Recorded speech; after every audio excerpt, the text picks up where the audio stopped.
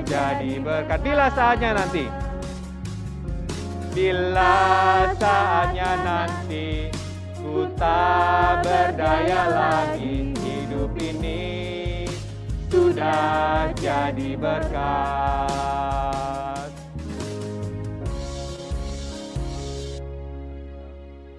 Tunduk kepala, kita berdoa.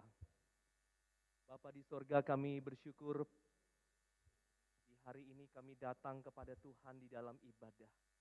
Kami bersyukur karena hari ini ya Tuhan adalah hari perhentian yang Tuhan buat kepada kami sehingga kami bisa berhenti dari semua kegiatan kami sehari-hari dan kami memfokuskan diri kepada Tuhan. Kami bersyukur ya Tuhan karena di hari pertama di minggu ini adalah hari yang spesial yang kami dapat datang dan membawa ke semua hari yang lain ke dalam tangan Tuhan. Jadi hari-hari lain yang akan kami jalani di sepanjang minggu ini kami tidak kehilangan fokus kami daripada Tuhan. Dan biarlah kiranya Tuhan yang kami sudah sembah, kami agungkan melalui puji-pujian kami, Tuhan yang saat ini akan berbicara kepada kami pribadi lepas pribadi. Dan hamba-Mu yang penuh dengan keterbatasan, Tuhan yang akan urapi dan mampukan untuk dapat menyampaikan kebenaran firman Tuhan dengan bahasa yang sederhana yang bisa dipahami oleh jemaat Tuhan. Terpuji nama-Mu Bapa, berfirmanlah karena kami anak-anak-Mu, hamba-Mu siap dengarkan sabda-Mu. Dalam nama Tuhan Yesus kami berdoa. Amin. Shalom Bapak Ibu Saudara yang kekasih. Saya bersyukur dapat membagikan firman Tuhan pada hari ini. Juga untuk jemaat yang ada di rumah masing-masing.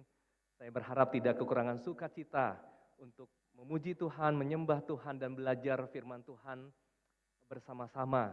Tentu dengan satu sikap yang baik tentunya ya, dengan supaya bisa konsentrasi dan bahkan kalau boleh Bapak Ibu, karena kita terbatas boleh mencatat apa yang Tuhan katakan kepada kita hari ini supaya nanti di hari lainnya kita bisa merenungkannya kembali atau mendiskusikannya di dalam small group yang ada. Saudara, kita akan membaca firman Tuhan Markus pasal 1 ayat 16 sampai 20. Saya persilakan kepada lektor. Shalom, selamat pagi Bapak dan Ibu serta teman-teman sekalian. Mari kita membuka Alkitab kita untuk melihat pembacaan firman Tuhan yang diambil dari Injil Markus pasal yang pertama ayat yang ke-16 sampai yang ke-20. Sekali lagi, mari kita membuka pembacaan firman Tuhan kita yang diambil dari Injil Markus pasal yang pertama ayat yang ke-16 sampai yang ke-20. Yesus memanggil murid-murid yang pertama. Ketika Yesus sedang berjalan menyusur danau Galilea, ia melihat Simon dan Andreas saudara Simon. Mereka sedang menebarkan jala di danau sebab mereka penjala ikan. Yesus berkata kepada mereka, "Mari, ikutlah aku, dan kamu akan kujadikan penjala manusia." Lalu mereka pun segera meninggalkan jalannya dan mengikuti Dia. Dan setelah Yesus meneruskan perjalanannya sedikit lagi, dilihatnya Yakobus, anak Zebedeus, dan Yohanes saudaranya sedang membereskan jala di dalam perahu. Yesus segera memanggil mereka dan mereka meninggalkan ayahnya, Zebedeus, di dalam perahu bersama orang-orang upahannya, lalu mengikuti Dia. Saudara, sebuah lembaga riset di Amerika kemudian berusaha mencari tahu berapa banyak remaja Kristen setelah tamat SMA, berapa persen yang kemudian mempertahankan imannya. Ya, bisa slide saya diperlihatkan. Jadi lembaga ini pengen tahu gitu ya. Bapak Ibu tahu bahwa di Amerika mereka mengalami banyak krisis iman dari keturunan mereka, anak-anak orang percaya, anak-anak orang Kristen, lalu kemudian meninggalkan imannya. Nah saudara, kemudian lembaga riset ini pengen tahu nih berapa banyak sih ya remaja-remaja yang kemudian setelah tamat SMA masih mempertahankan imannya. Lalu didapatlah hasilnya saudara. Kira-kira berapa persen?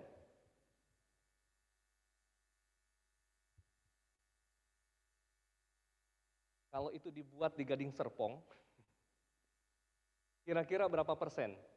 Setelah tamat SMA yang kemudian tetap mempertahankan imannya. Saudara, hasilnya mengejutkan. Hasilnya 40 sampai 40 sampai 50% menyatakan tidak lagi percaya kepada Tuhan Yesus. Angka yang besar bukan? Itu berarti kalau satu ruangan ini terdiri dari anak SMA semua, itu berarti saudara, hitungannya satu kemudian tetap mempertahankan iman, yang sebelahnya sudah enggak. Satu mempertahankan iman, sebelahnya udah enggak. Saudara bayangkan itu jumlah yang sangat besar bukan? Kalau satu keluarga dia punya 4 anak, itu berarti 2 anaknya sudah kehilangan imannya, saudara. Apa penyebabnya? Ada yang karena pergaulan. Ya, kita tahu pergaulan yang buruk itu juga bisa merusak kebiasaan yang baik, bukan? Ketika berteman dengan orang yang salah, ya, maka kemudian bisa salah juga langkah selanjutnya begitu. Ada yang karena pergaulan, tadi ada juga yang karena krisis dalam keluarga. Kita tahu saudara, krisis dalam keluarga, konflik dalam keluarga itu jadi bagian juga dalam keluarga Kristen, bukan? Ketika papa mama melayani gereja, tapi kemudian di dalam keluarga, sifat-sifat pelayanan itu tidak muncul, saudara, kemudian anak-anak akan berpikir, buat apa kalau gitu saya percaya Tuhan. Ada yang memang karena tadi krisis dalam keluarga, ada yang kemudian kata papa mamanya cerai tadi begitu ya, kemudian akhirnya anak-anak kehilangan iman. Bahkan ada yang dulu katanya aktif melayani di gereja, tapi kemudian meninggalkan Tuhan karena bertemu dengan dosen, dengan profesor di universitasnya yang pintar, yang bisa menjelaskan dengan sederhana bahwa Tuhan itu tidak ada. Orang ini kemudian ikut tidak percaya Tuhan. Dan berpikir selama ini kemungkinan Tuhan itu hanya ada di dalam pikiran. Tuhan adalah ide yang saya ciptakan. Kemudian untuk percaya bahwa Tuhan itu ada, tetapi sesungguhnya Tuhan itu tidak ada. Saudara, remaja yang disurvei ini adalah remaja Kristen, saudara. Artinya orang tuanya adalah orang Kristen. Mereka adalah anggota dari sebuah gereja. Namun setelah SMA, setengah dari mereka meninggalkan imannya. Saudara, tadi saya tanyakan, jika survei ini kemudian dilakukan di gereja ini, apakah hasilnya akan berbeda? Saudara, berbeda dari apa yang dialami oleh remaja-remaja yang disurvei ini, saudara. Ada seorang penulis Inggris yang ateis, yang tidak percaya Tuhan, yang dulunya berpikir mungkin Tuhan itu hanya sebuah ide. Tapi satu kali, saudara, orang ini bertobat. Ya, dia adalah seorang penulis, ahli literatur, dan orang ini bernama Cliff Staples Lewis, yang kita kenal dengan sebutan namanya C.S. Lewis. Ya, dia menghasilkan banyak karya tulis. Dia seorang Kristen, seorang teolog awam di Inggris, saudara. Mungkin karya yang paling terkenal yang kita tahu adalah Narnia, ya, yang kemudian dibuat film. Saudara, orang yang dulunya ateis ini, lalu kemudian percaya Tuhan, dia pernah menulis seperti ini, saudara. Next, I believe in Christianity as I believe that the sun has risen, not only because I see it, but because by it, I see everything else. Jadi saudara, C.S. Lewis ini tidak hanya melihat bahwa kekristenan itu benar adanya. Ya. Bukan dia katakan, oh Kristen itu benar. Enggak, hanya itu, saudara. Tapi dia katakan bahwa dia karena kekristenan bisa menolong dia untuk melihat segala sesuatunya dengan benar, saudara. Ya. Bisa melihatnya dengan jelas. Seperti apa katanya? Seperti matahari yang terbit. Saudara, hari ini, ya di saat ini kita bisa melihat Bapak Ibu yang di rumah bisa melihat layar laptop atau layar TV, saudara, itu bukan karena hanya karena mata kita normal, betul ya? Kalau andai kata kemudian tiba-tiba kemudian dunia ini menjadi gelap, atau mungkin kita berada dalam satu hutan yang gelap, saudara pernah berada dalam posisi itu? Saya pernah melayani di transmigrasi, saudara, yang gelap banget, dia di tengah-tengah hutan. Itu nggak ada cahaya bulan begitu ya, gelap sekali. Saudara, kalau kita hidupin senter atau kita hidupin obor, senter itu hanya bisa menyinari apa yang di depan kita, betul? Tapi begitu kita matikan, saat pertama kali matikan itu betul-betul kita nggak bisa lihat apa-apa, saudara. Nggak bisa lihat apa-apa, karena mata kita Apa karena mata kita nggak normal? Bukan, mata normal. Tapi belum ada cahaya yang masuk ke mata kita. Jadi saudara, kita bisa melihat bukan hanya karena mata kita normal, tapi kita bisa melihat satu dengan yang lainnya saat ini karena ada cahaya yang masuk ke mata. Dan C.S. Lewis bilang, kekristenan itu membuat saya dapat melihat dengan jelas seperti sinar matahari yang terbit. Nah saudara, saya yakin andai kata remaja-remaja di Amerika itu memiliki iman seperti C.S. Lewis, mereka tidak akan kehilangan imannya. Namun pertanyaan yang perlu kita jawab adalah bagaimana ini kita sebagai gereja Tuhan di waktu ini kemudian melakukan misi agar tidak ada satupun yang kehilangan iman. Tidak ada anak-anak kita yang kemudian satu hari kemudian meninggalkan Tuhan. Tidak ada saudara orang yang karena konflik, karena krisis kemudian meninggalkan iman. Tetapi berhadapan dengan krisis itu dengan iman yang teguh kepada Tuhan. Lalu atau bagaimana kemudian gereja ini saudara, kita semua, tidak hanya kita yang kemudian percaya kepada Tuhan, tetapi kita juga membawa orang lain untuk melihat apa yang kita lihat. Sehingga saudara, gereja ini yang minggu depan genap berusia 20 tahun, ke depan akan menjadi gereja yang melakukan misi Tuhan. Nah bagaimana saudara? Mari saya ajak Bapak Ibu semua untuk memahami hal ini. Saudara, mari kita lihat teks yang tadi kita baca, saudara. Di dalam teks ini, saudara perhatikan perkataan Tuhan Yesus di ayat 17 yang berkata, mari ikutlah aku dan kamu akan kujadikan penjala manusia. Saudara, banyak orang yang mengira murid Tuhan Yesus itu adalah pemuda begitu ya. Mungkin seusia William ya. William usia berapa, Will? Oh 38, nggak pemuda lagi, masih ya.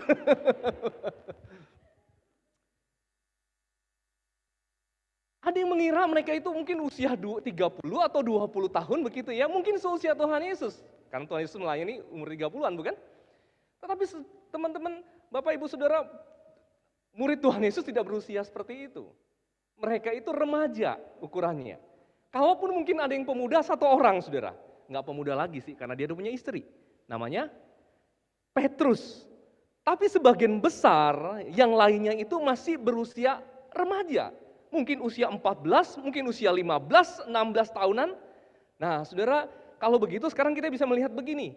Apa artinya ketika Tuhan Yesus berkata kepada para remaja, ini mari ikutlah aku. Nah saudara, pada zaman itu ketika mereka sudah melewati pendidikan mereka sebagai orang Yahudi, yang pasti orang-orang ini bukanlah orang terpelajar, bukan? Ketika mereka tidak bisa melanjutkan pada tingkat pendidikan yang berikutnya, mereka itu akan melakukan pekerjaan di daerah mereka, ya. Dan konteks pada saat itu di Kapernaum, di dekat Danau Galilea. Saudara, apa yang mereka kerjakan? Kalau hari ini kita punya pilihan, betul? Kalau papa kemudian jadi guru, anak boleh kan nggak jadi guru? Boleh ya. Anak bisa punya pilihan jadi dokter mungkin. Bahkan mungkin itu yang diinginkan oleh papanya. Kalau papanya kemudian punya pekerjaan jadi dokter, tapi kalau anak mau jadi guru boleh nggak? Boleh. Tapi zaman dulu tidak seperti itu. Kalau papanya nelayan, anaknya kemungkinan besar jadi nelayan. Dengan kata lain saya juga mau bilang begini, kalau papanya nelayan, anaknya nelayan, kakeknya apa saudara kerjanya? Kemungkinannya nelayan. Kakeknya punya ayah, nelayan juga. Kalau dinaikin lagi, kakek buyutnya tetap nelayan. Jadi dari turun-temurun saudara, nelayan ya tetap nelayan. Saudara bayangkan kalau remaja-remaja ini datang dan kemudian berkata, Pak saya mau tukar profesi. Mau jadi apa kamu?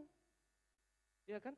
Kakek kita, ya, kakeknya papa, kakeknya papa lagi semuanya nelayan. Saudara bayangkan para murid ini ketika mereka Tuhan Yesus bilang ikutlah aku, tidak gampang untuk mereka kemudian mengubah mengikut Yesus. Karena toh dari turun-temurun pekerjaan mereka adalah nelayan. Dengan kata lain saya mau katakan begini, next, ketika mereka mengikuti Tuhan Yesus, ternyata ada yang harus mereka tinggalkan. Harus ada yang mereka ubah. Proses mengikuti memang berjalan ke depan. Tetapi waktu mereka berjalan ke depan, ada yang mereka tinggalkan, saudara. Nah, saudara, bisa saja seseorang mengenal dan percaya kepada Tuhan Yesus karena kabar baik yang ia terima dari seseorang. Atau dari traktat yang dia baca. Misalnya tiba-tiba ada orang yang kemudian ketemu traktat di bus atau mungkin di pesawat. Atau hari ini dari online begitu ya, lewat lihat khotbah, lihat video kesaksian dan sebagainya, kemudian mengenal Tuhan. Namun sesungguhnya misi Allah melalui Kristus bukan hanya terkait dengan sebuah informasi. Tadi di doa kita doakan suku-suku terabaikan itu. Saya pernah melayani di salah satu suku, saudara, di Sumatera Selatan yang memang kekristenannya cuma 1%, di bawah 1%. Di daerah itu tidak ada gereja. 2 minggu sekali kami ke sana. Saudara, waktu saya belajar firman Tuhan lebih dalam, misi Allah itu tidak hanya sekedar saya datang ke sana dan kasih tahu kepada mereka Tuhan Yesus itu juru selamat. Bukan hanya sekedar informasi, saudara. Karena kadang-kadang kita berpikir informasi sudah dibagikan maka berarti selesai sudah tugas kita dalam bermisi. Bisa jadi kita berpikir begitu, ya sudahlah kita tinggalkan traktat saja ya. Di berbagai tempat ya, di pondok mereka, di tempat mereka bekerja, kita tinggalkan traktat, nanti toh mereka akan baca. Roh Kudus kemudian bekerja. Nggak ada yang salah. Tapi salah kalau hanya itu saja, saudara. Tuhan Yesus tidak meneladankan prinsip misi yang hanya sekedar berbagi informasi. Sebab itu dia berkata kepada muridnya itu, mari ikutlah aku. Saudara, penekanannya bukanlah pada informasi, tapi penekanannya adalah pada ketaatan terhadap panggilan Tuhan Yesus. Sehingga kalau saya mau menyimpulkan misi Allah adalah sebuah panggilan yang menuntut kerelaan dan ketaatan untuk seseorang itu meninggalkan hidup lamanya. Saudara, prinsip inilah yang sama juga yang kita bisa lihat dalam kehidupan Abraham, saudara. Saudara, kalau saudara kita baca kitab Kejadian, kita akan tahu sebenarnya Abraham itu dipanggil 2 kali, saudara. Pertama kali saudara bisa lihat di peta itu ada gambar warna merah, ada Ur. Di Ur Tuhan bicara, panggil Abraham. Lalu kemana Abraham pergi? Dia pergi ke Haran. Nanti kalau saudara baca di sanalah Terah mati, bukan? Saudara, Tuhan panggil di Ur supaya pergilah ya, pergi dari rumahmu. Kemudian kemana dia pergi? Dia pergi ke Haran. Di Haran kemudian Tuhan kemudian panggil lagi Abraham, saudara. Jadi 2 kali Abraham diminta untuk meninggalkan tanah kelahirannya untuk menuju tanah perjanjian. Pertama kali di Ur, lalu kemudian Tuhan memanggil lagi di Haran. Setelah itu, saudara, seumur hidup Abraham mengikuti panggilan Tuhan atas hidupnya. Saudara, kalau lihat polanya, saudara baca lagi para nabi, kisah-kisah yang lain, semua sama. Tidak hanya sekedar tentang informasi yang dibagikan, tetapi misi Allah itu adalah sebuah panggilan untuk meninggalkan hidup yang lama, menuju kepada hidup yang diperbaharui oleh Allah. Next, gambarannya seperti ini. Ya, pertobatan itu adalah hidup yang kemudian dikuasai oleh dosa, oleh kejahatan, oleh kematian, lalu kemudian menuju kepada hidup yang kemudian diperbaharui oleh Tuhan. Ya, ada keselamatan, ada Tuhan dan ada kehidupan di sana. Saudara, proses inilah yang seharusnya berlangsung ketika misi Allah itu dijalankan oleh gereja. Saudara, saya ingin cerita dengan seorang yang saya pernah temukan dalam pelayanan saya waktu saya praktek 1 tahun di kota Medan. Saudara, sebutlah namanya Suwandi. Saudara, Suwandi adalah siswa yang saya ajar waktu itu di kelas 9 di SMP, saudara. Saudara, Suwandi ini bukan anak yang pintar. Dari segi intelektual dia yang so-so begitu ya. Di tengah-tengah, bahkan kadang-kadang lebih ke bawah begitu. Saudara, sudah nilainya pas-pasan ya. Di sekolah karakternya memang sebenarnya dia bukan anak yang nakal. Dia ya sedang-sedang, tetapi saudara ketika saya ke rumah, saya kaget dengan penuturan oleh mamanya. Dia anak yang sangat kurang ajar. Dia suka melawan orang tuanya. Padahal saudara, waktu saya datang, papanya belum lama, sebenarnya papanya sedang dalam keadaan sakit. Mamanya harus bekerja menjadi pembantu rumah tangga. Satu hari mamanya itu harus mencuci pakaian 4-5 rumah. Ibu-ibu tentu tahu ya, sekarang kan pakai mesin ya. Itu pun udah setengah mati bukan? Mau jemur lagi, mau nyetrika lagi. Ya. Benar nggak ibu-ibu? Enggak. Ada pembantu sih. Ya. Bayangkan saudara, mamanya Suwandi ini harus nyuci dengan tangan. Dengan papan gilasan itu ya. Sudah sangat jarang kita temukan ya. Kalau kita temukan pasti kita pakai untuk selfie bukan? Tapi dia harus pakai papan, pakai sikat 4-5 rumah. Sampai tangannya saudara, kelamaan di air itu jadi kaku. Ya, kena sabun dan kena air, kelamaan. 4-5 rumah itu berapa jam? Belum lagi nyetrika. Saudara, tapi dia masih kurang ajar dengan mamanya seperti ini. Sampai kemudian, satu kali gereja bersama dengan sekolah mengadakan sebuah retreat di Danau Toba, di Pulau Tomo. Saudara, Suwandi ikut ke sana dan kemudian singkat cerita dia bertobat dan menerima Tuhan Yesus dalam hidupnya. Dia berubah, saudara. Tapi sayangnya perubahan itu tidak bisa dilihat oleh papanya karena kemudian tak lama setelah pertobatannya papanya itu kemudian meninggal dunia. Terus saudara, waktu meninggal dunia inilah problem muncul untuk Suwandi. Saudara yang dari Medan pasti tahu, saudara. Kalau anak laki pertama papa meninggal, apa yang harus dilakukan? Harus pai-pai, harus pegang hiu. Saudara, waktu itu dia pegang hiu akhirnya. Jadi papanya disemayamkan, dia harus pegang hiu. Tapi setelah dia pegang hiu, ya beberapa hari kemudian dia pergi ke pastori dan dia tanya ke saya, "Jangan tahu, saya kok waktu pegang hiu nggak damai sejahtera ya, nggak enak hati saya." Saya bilang, Roh Kudus bekerja dalam hatimu karena kamu sudah serahkan hatimu kepada Tuhan, ya hidupmu kepada Tuhan dan kamu nggak bisa lagi seperti itu hatimu. Saudara, saya belum kasih tahu jangan pegang hiu, enggak. Tapi dari hatinya sendiri yang tiba-tiba merasakan seperti itu. Tapi kalau dia bilang begini, aduh Tuhan tahu, ada masalah lagi nih, kenapa? Entar lagi cengbeng. Waduh, problem. Kalau saya nggak pegang hiu, itu semua keluarga akan kumpul dan saya anak laki-laki paling besar. Jadi apa yang harus saya lakukan? Kira-kira saudara, kalau saudara jadi hamba Tuhannya, saudara mau jawab apa? Saya bilang begini ke Suwandi, Suwandi, kamu bergumul dengan Tuhan. Sebagai hamba Tuhanmu, waktu itu sebagai penginjilmu, saya bisa katakan tidak, jangan lakukan. Tetapi saya tidak punya hak untuk lakukan karena yang harus taat itu bukan saya. Itu bukan posisi saya, itu posisi kamu. Kamu sendiri yang kemudian coba taat kepada Tuhan. Saudara, dia bergumul dan akhirnya dia tidak mau pegang hiu. Satu hari itu sore dia datang ke rumah saya dan dia bilang, Johan tahu lari. Kenapa? Saya bilang saya harus lari. Paman saya datang bawa tombak. Hah? Saya bilang, kenapa? Karena mereka pikir saya tidak mau pegang hiu, Johan tahu yang suruh. Saya bilang, saya kan gak ada suruh, saya bilang. Tenang aja saudara, dia bilang, saya juga punya tombak di belakang. Oh bukan itu ya.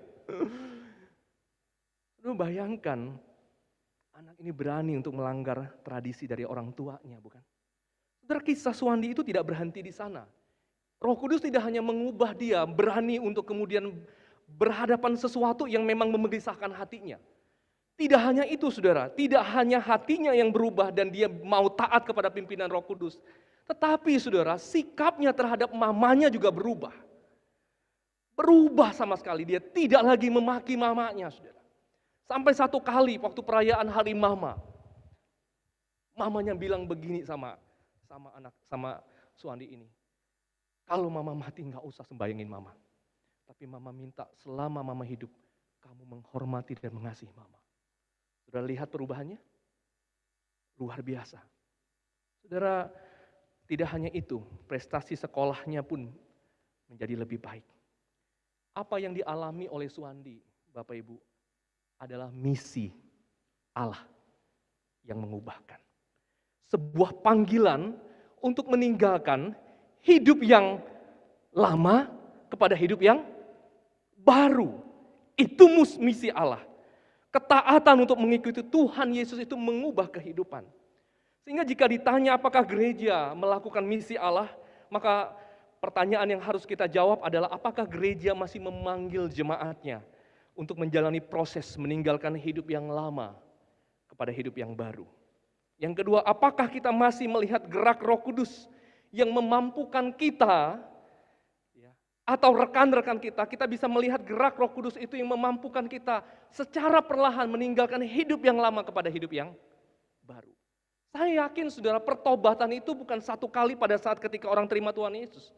Pertobatan itu sepanjang hidup kita. Amin saudara. Karena kita ini adalah manusia yang tidak sempurna dan kita berjalan tiap hari kepada kesempurnaan yang Tuhan berikan. Yang kedua saudara, mari kita perhatikan kembali ya kalimat Tuhan Yesus. Mari, next, ikutlah aku dan kamu akan kujadikan penjala manusia. Sudah apa maksudnya sih? Kamu akan kujadikan menjadi penjala manusia. Ini kan kalimat yang sering kita dengar bukan? Kita ini adalah penjala manusia.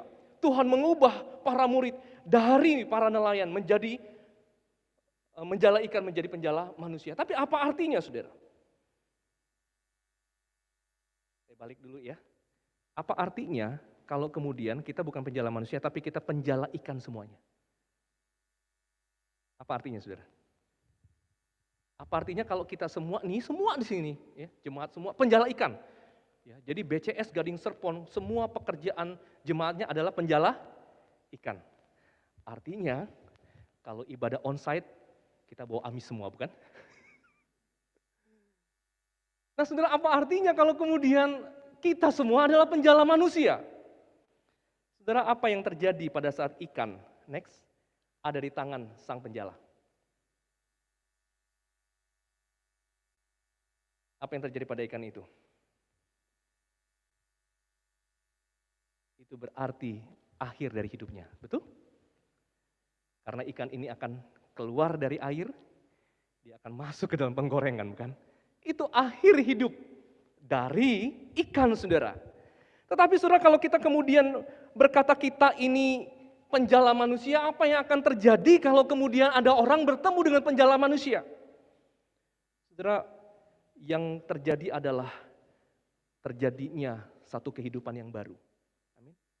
Jadi kalau kemudian ikan bertemu dengan penjala ikan, itu akhir hidupnya. Harusnya kalau orang bertemu dengan penjala manusia yang ada di depan saya ini semua, itu berarti adalah awal kehidupan yang baru. Amin? Nggak ada yang aminin saudara. Berat memang, tapi itu kenyataan yang Tuhan mau bukan? Waktu Tuhan berkata kepada para murid, kamu akan kujadikan penjala manusia. Itu artinya setiap orang yang akan bertemu dengan para murid itu, akan bertemu dengan kehidupan yang baru.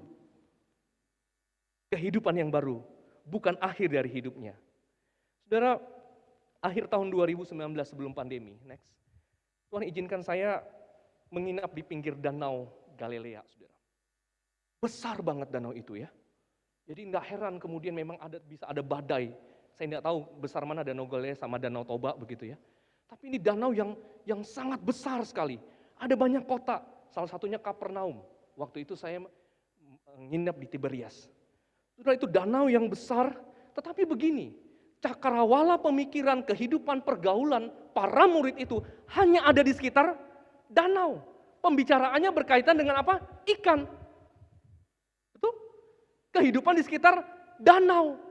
Politik di mana? Politik di sekitar kota-kota itu, saudara. Tidak lebih jauh dari itu. Atau bahkan sebagian besar dari mereka tidak pernah meninggalkan tempat itu. Atau ada juga meninggalkan tempat itu, tapi hanya satu, saudara, tugas perginya. Cuma ke Yerusalem untuk beribadah. Itu mungkin yang mereka alami, saudara. Kemudian Kristus datang dan dunia mereka berubah. Saudara, Yohanes kemudian menjadi uskup di Efesus, Petrus pergi ke Roma, Andreas pergi ke perbatasan Rusia, Thomas dipercaya adalah orang yang pertama mengabarkan kabar baik di India, saudara. Dari mereka kemudian tersebar ke seluruh dunia. Injil itu, saudara, dibawa, tidak hanya mereka bawa, tetapi Injil itu juga apa? Membawa mereka ke tempat yang mereka tidak pernah pikirkan sebelumnya. Dengan kata lain, saudara, dengan kata lain, Injil itu memperluas kehidupan mereka. Yang dulunya hanya di sekitar danau, kemudian mereka pergi ke tempat yang mereka tidak pernah pikirkan sebelumnya, saudara.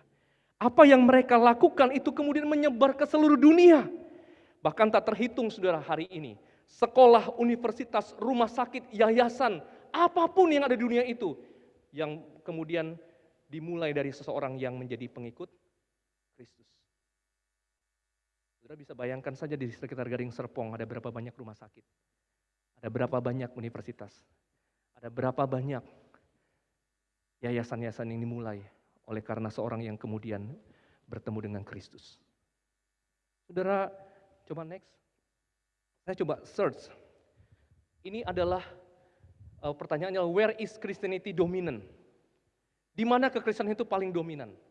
Saudara bayangkan yang warna putih itu adalah yang paling sedikit. Tapi saudara ternyata di seluruh dunia tidak ada peta yang warna ungu itu above 80%. Saudara bisa bayangkan di seluruh dunia ternyata sangat sedikit tempat di mana tidak ada orang Kristen yang tinggal di sana. Itu yang Tuhan lakukan, bukan? Bahkan kalau kita baca sejarah, saudara, berapa banyak inventor, berapa banyak penemu-penemu yang bermula menemukan sesuatu di dunia ini yang kita nikmati hari ini oleh karena imannya kepada Tuhan. Saudara, misi Allah itu, next. Misi Allah itu memperluas kehidupan. Dari kehidupan yang berorientasi pada diri sendiri menjadi hidup yang menjadi berkat. Mulai dari Yerusalem, Yudea dan Samaria dan sampai ke ujung bumi. Mulai dari orang yang terdekat dengan kita, keluarga kita, teman kita, lalu kemudian kepada keluarga demi keluarga yang lain. Itulah, saudara, yang sebenarnya tadi saya bilang terjadi pada Suwandi. Tetapi saudara, ternyata tidak hanya dia yang berubah. Beberapa tahun kemudian saya mendengar mamanya ikut dibaptis.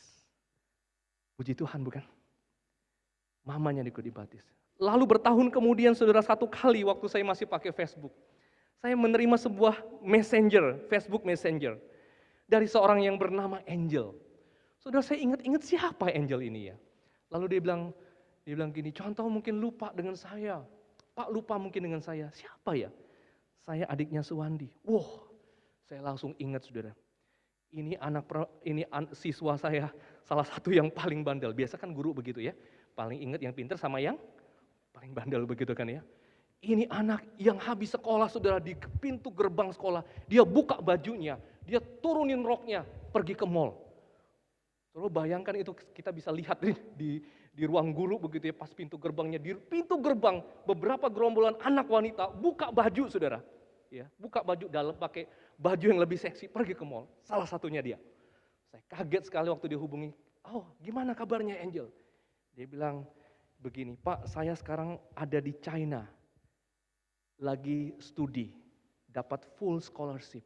Wah saya bilang, wah saya senang dengernya. Saya bilang bukan hanya itu Pak, saya sekarang sudah terima Tuhan. Dia minta maaf waktu itu. Maaf ya Pak, dulu saya nggak pernah dengerin waktu Bapak ngajar agama. Ya, saya nyesel banget. Sekarang Tuhan ubah saya. Saudara, lalu saya tanya, Angel kamu sekolah ambil apa? Dia bilang saya ambil pendidikan Pak. Saya bilang ambil pendidikan, habis itu mau jadi apa? Saya mau jadi guru. Waduh saudara, waktu saya dengar itu seneng bukan main. Di pikiran saya membayangkan saudara, siswa yang dulu ini memberontak, siswa yang gak dikenal gak taat. Satu hari dia akan berdiri di depan para muridnya dan menyaksikan bagaimana Tuhan mengubah kehidupannya. Saudara, Kristus itu memperluas hidup. Andai kata bisa jadi kalau Angel ini tidak terima Tuhan, hidupnya tidak berubah, mungkin tidak ada niat sama sekali dia untuk melanjutkan pendidikannya. Tapi bukan hanya melanjutkan pendidikan, dia mendapatkan sesuatu yang lebih baik dan mau mengabdikan dirinya untuk Tuhan di dalam sekolah yang dulunya saudara, dulunya dia tidak suka. Dia kembali mengajar di Metodis. Saudara, Kristus tidak berubah. Dia masih memperluas kehidupan orang yang mengikutinya. Mengikuti Kristus itu adalah kunci saudara menuju kehidupan yang berkembang. Yang mungkin kita nggak akan pernah tahu. Nggak akan pernah tahu. Di sini ada teman-teman remaja. Saudara, saya nggak pernah tahu. Waktu remaja, saya akan tinggal di kota Jakarta. Nggak pernah tahu. Saya lahir besar di Bintan, di Tanjung Uban, kota kecil. Di mana kalau teman-teman saya kemudian setelah selesai kuliah dari Jogja, di Jakarta, di Bandung, mereka akan balik lagi ke kota itu. Saya, saudara, orang tua saya tidak punya apa-apa. Ketika papa saya meninggal waktu saya SMP kelas 3. Saya berpikir tamat SMA saja syukur. Tapi karena panggilan Tuhan, saya kemudian ada di sini. Kalau diceritakan panjang, saudara. Satu kali ketika adik nomor 2 saya selesai wisuda. Waktu itu di kota Palembang. Saya beritahu mama masih ingat 10 tahun yang lalu. Waktu mama sempat melarang saya untuk terima panggilan Tuhan. Coba lihat mama dulu khawatir kalau saya pergi kuliah. Waktu saya panggil, mama khawatir sekali kalau kemudian mama tidak akan bisa membiayai 2 adik. Saya pun waktu itu seperti itu saudara. Kalau saya kuliah nanti bagaimana dengan 2 adik saya yang masih kecil-kecil. Saya bilang sama mama, coba perhatikan ya. Ternyata panggilan Tuhan itu memperluas kehidupan saya. Tidak hanya yang kemudian saya yang selesai kuliah saudara. Adik-adik saya pun kemudian selesai. Saudara, Kristus itu adalah Kristus memanggil kita untuk menjadi sebuah kehidupan yang berkembang. Tapi tujuan kehidupan berkembang sekali lagi bukan hanya supaya kita sukses, bukan itu. Tapi supaya nama Tuhan itu dipermuliakan. Kita bisa menyaksikan bahwa ini semua kita bisa raih karena ada Tuhan yang mengubah kehidupan kita. Saudara, masihkah kita kemudian mau menjadi murid Kristus yang terus berubah? Yang terus memanggil orang lain untuk berubah. Minggu depan saudara akan merayakan ulang tahun yang ke-20. Biarlah kiranya misi Allah itu tetap menjadi misi kita. Biarlah dari tahun ke tahun di gereja ini saudara akan diperdengarkan cerita demi cerita bagaimana kemudian mereka mengalami Tuhan dalam kehidupan mereka. Berubah dari kehidupan yang lama menuju pada kehidupan yang baru. Mari kita berdoa.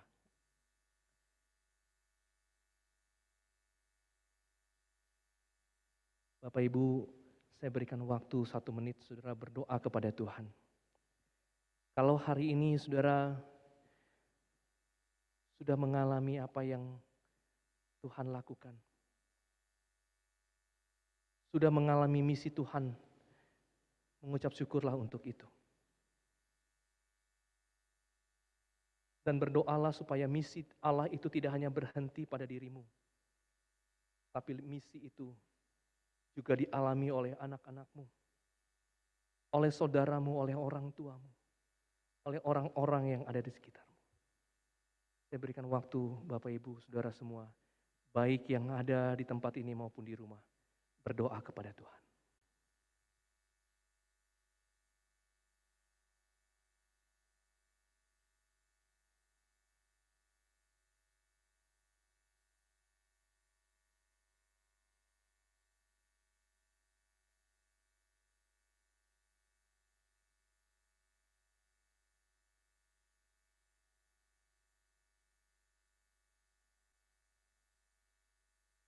Bapa di sorga, terima kasih untuk misimu yang sudah meraih hidup kami. Kami bersyukur karena tangan Tuhan yang kuat, tangan Tuhan yang penuh kasih itu sudah mengubah kehidupan kami. Kami berdoa biarlah kiranya karya yang Tuhan sudah lakukan dalam kehidupan kami pribadi lepas pribadi.